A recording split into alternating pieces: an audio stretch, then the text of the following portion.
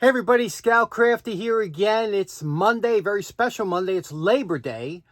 For those of you outside the United States, Labor Day is a holiday that we celebrate here in the United States. First Monday of September to pay respect and homage to the working class, the workers of this country that are responsible for so many achievements that this country has made. Our American worker. And work used to be something that was a beautiful thing to be involved in, and now it's taken on a whole different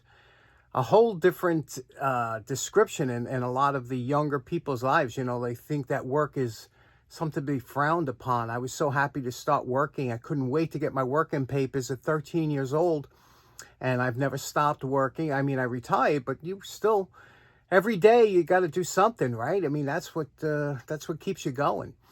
Anyway, you might notice I'm wearing a slightly different shirt. I wanted to talk a little bit about I was upstate yesterday with my girlfriend, had a lovely time. It's a beautiful, I will show you some footage so you can relax after my little rant.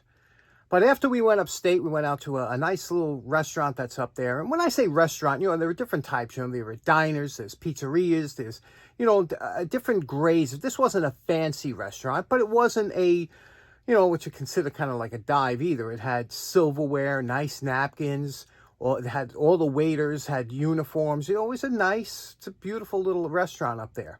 However, I was a little bit shocked when we went in there.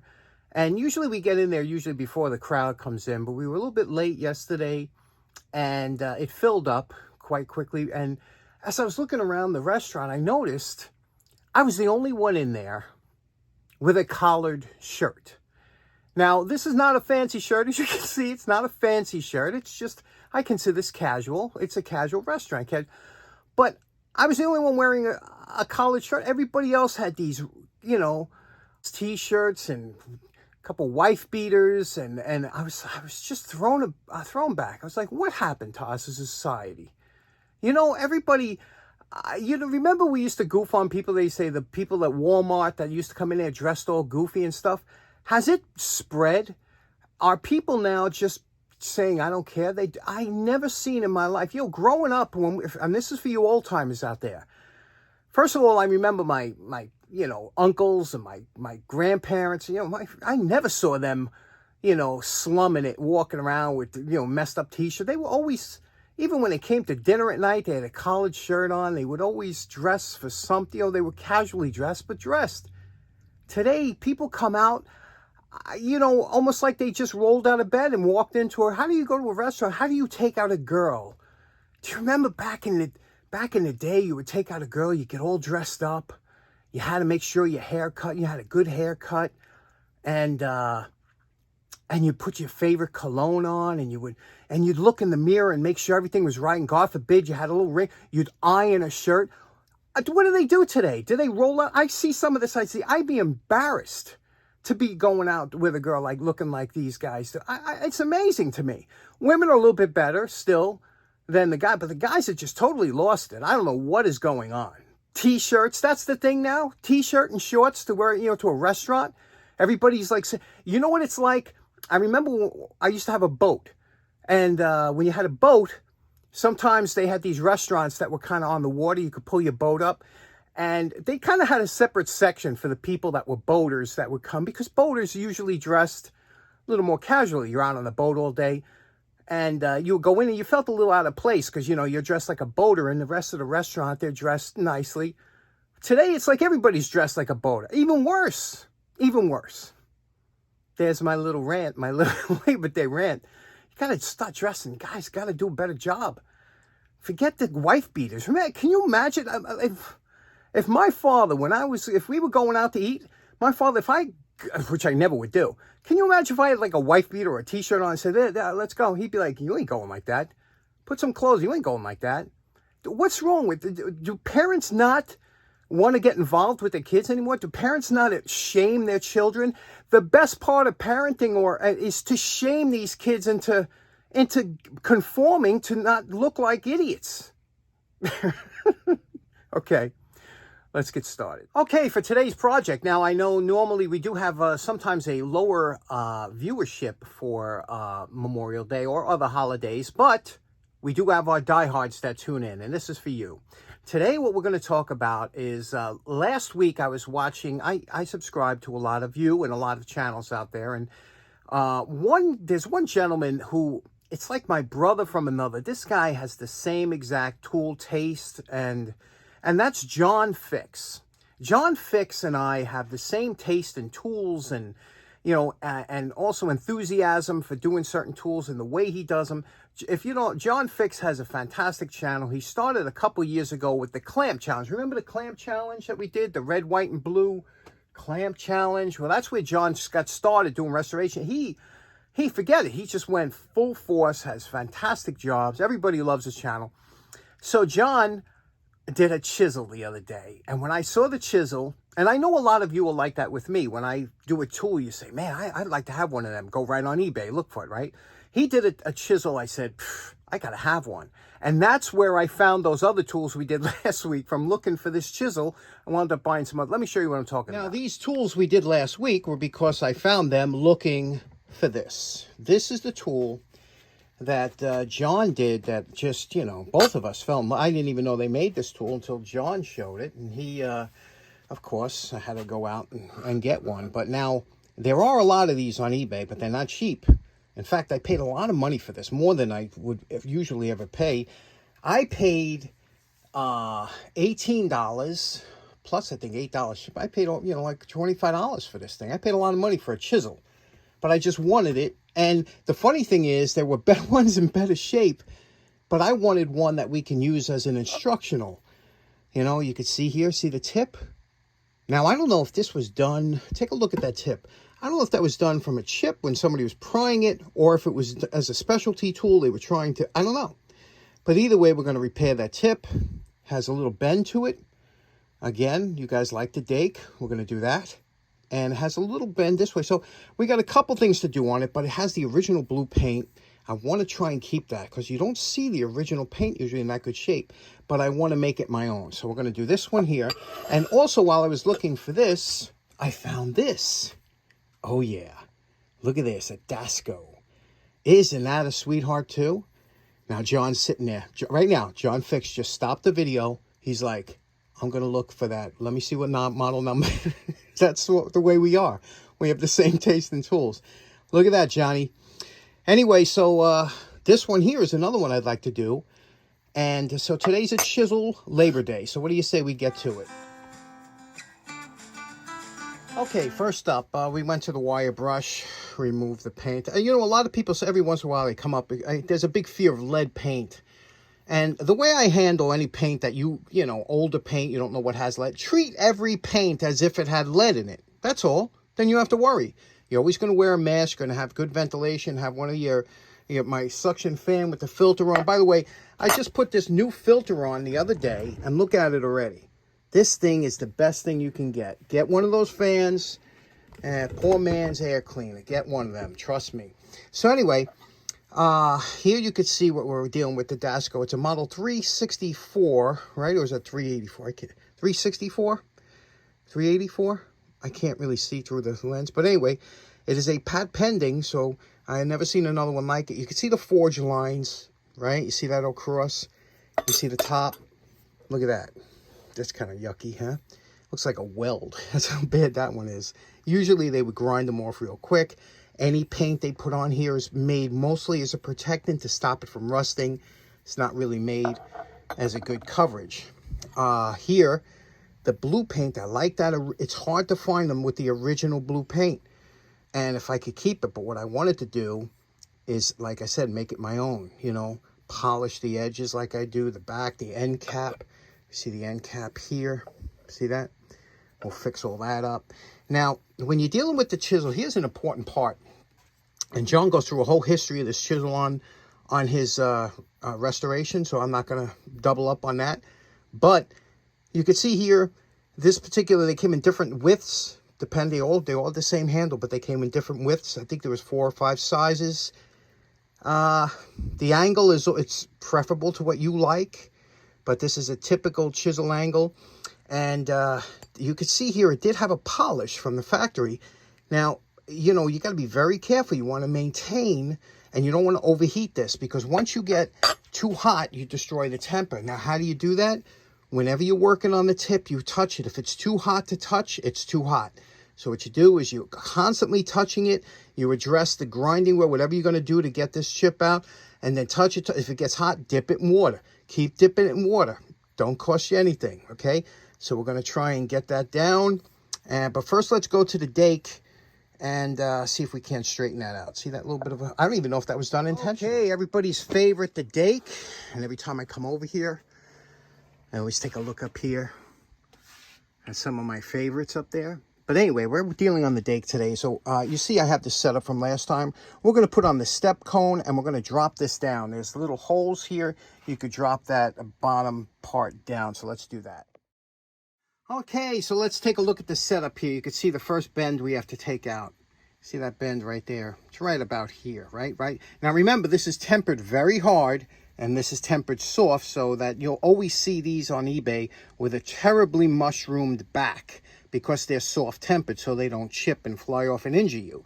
So we know this isn't going to bend, but even though we don't want to put any pressure, because we don't want to create a bend here, so we're going to move this block. Again, you got to give it enough room to bend, but you don't want this, obviously you don't want it under there like that, and you don't want it over here, because you could develop a bend here. So you put it over here. So this will force the bend over here where we want it. We have a small piece of aluminum under the cap to stop it from digging in. We want to make sure it's centered under there. And remember what I told you, that metal wants to bend back to where it was originally. So when we press this down, it should, hopefully, without snapping, bend back. You see how it's bending a little bit? You see that? We don't have a lot of weight on there, but you can see the bend on there. We're forcing that bend over there. And again, you got to be careful, because you don't want to go too far. This is where it's tempered hard. That could snap. This is soft tempered, so you're playing that game. You know, the pucker factor is high. So we'll raise it up. We'll take a look, and you do this little by little until we get that straight. And you can see here it's not quite straight yet, but we'll do it again. Here's our second attempt. We went down just a little bit, bringing it down again. Now, I have about 1.5 tons, which is very little weight. Very little at all. Again, we don't want to go too far, so we're going to sneak up on it, okay? Again, we look at it.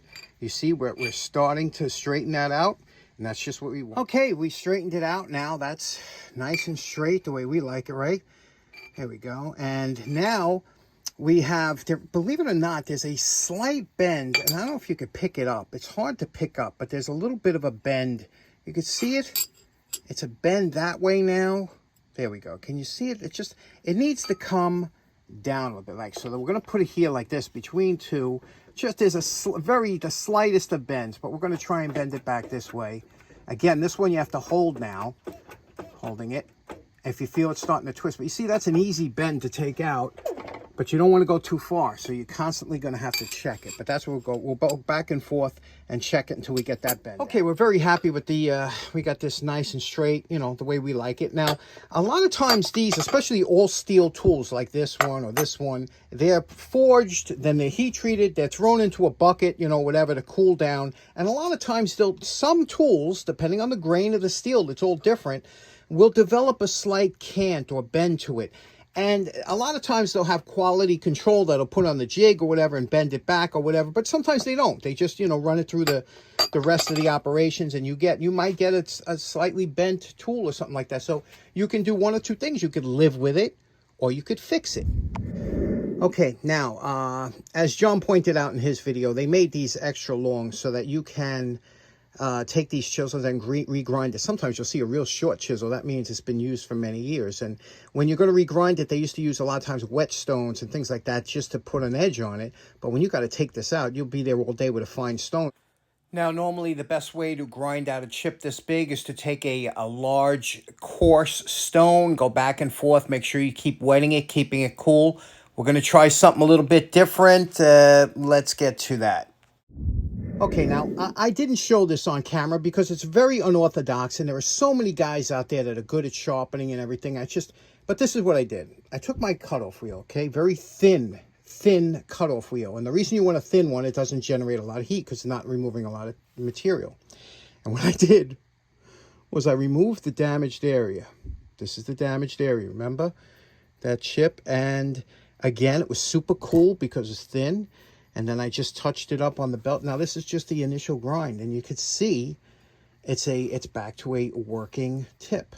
Now I didn't show that because this is not something that most of you should try, because you could you could overheat the tip or whatever. I'm very careful like that. Like, again, heat is your enemy. You know how I'm always stressing heat is your enemy and rigidity is your friend.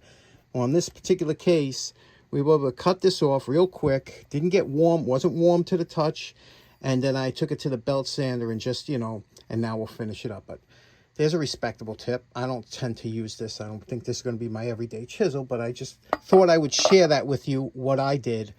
But I don't recommend that. Okay, now that we got rid of the issues with these chisels, now let's go to getting them where they, yikes, where they look, nice. Let's do that.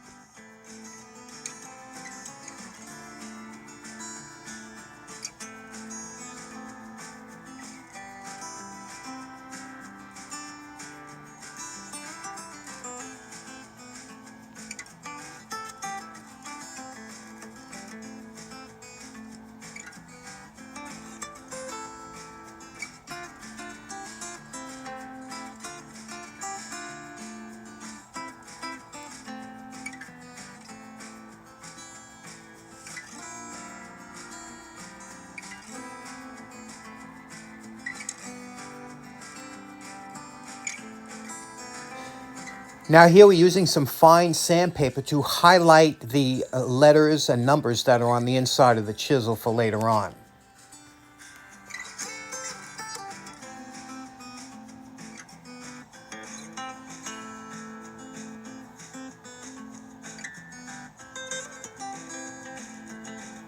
Now, since we want to keep the original finish, to clean it up, we're going to use some 40-year-old DuPont number 7 polishing compound. And you know my favorite part. Remember what these chisels look like before we started?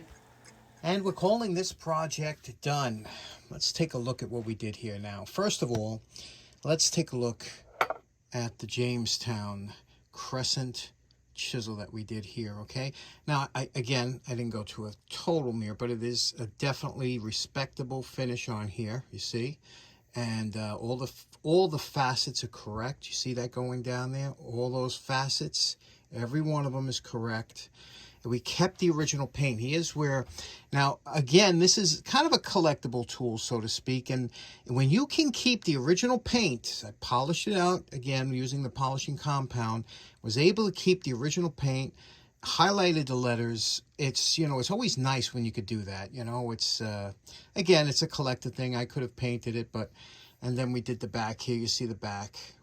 Look at that. Redid the, it's just, isn't this a lovely chisel? I mean, it's, something you don't see. You don't ever see these at, garage sales. Did all here. Look at that. You don't see these at garage sales. You don't see that over, things like that. Next is another rare one. And this is, you can see here, because it's patent pending. And I did that in a cobalt blue. You see that? A little blue today. But I called my girlfriend. I said, what color you think? She says, I don't know. You usually do things in red. I said, I know. But so I said, you know what? I'm going to do it. I'm going to flip it. So I got half in red. You can see there. Scout Crafter red. Well, actually, this is a Tamiya clear red and a Tamiya clear blue to give it that cobalt blue. And then I highlighted the letters. And you could see this here. What? Just look at that, huh? Remember what the top looked like before? A little different now. A little bit better. It's a beautiful chisel. If you like chisels, if you're a woodworker, this is something you like to do. You'd like to fool around with the chisels that look like. And again, what I did to highlight this, again, I took off, this was all banged up and chipped up. And so that, I took all the blue off except for the inserts. That's where you want paint, so it don't fall off and chip off and get, damaged. So, and lastly, we did the, the tip over. The tip came out very nice, right? for a finish, for a cleaning up. I didn't make them super sharp. I can sharpen them anytime. What do you think? Aren't they cool chisels? I like them. Okay, so in closing, now you see why I had to have one of those chisels. They're just beautiful, aren't they? And special thanks to John Fix for turning me on to that and the rest of us. And also check his channel out. I have a link in the description. The other one, that Dasco, that's unusual. Have you ever seen one of those before? I think I might have. You don't see them on eBay too often, that Dasco. That's a pretty chisel too. So it was a lot of fun today. I hope you enjoyed. I hope you have a great Labor Day. Thanks so much for tuning in. Take care now. Bye-bye.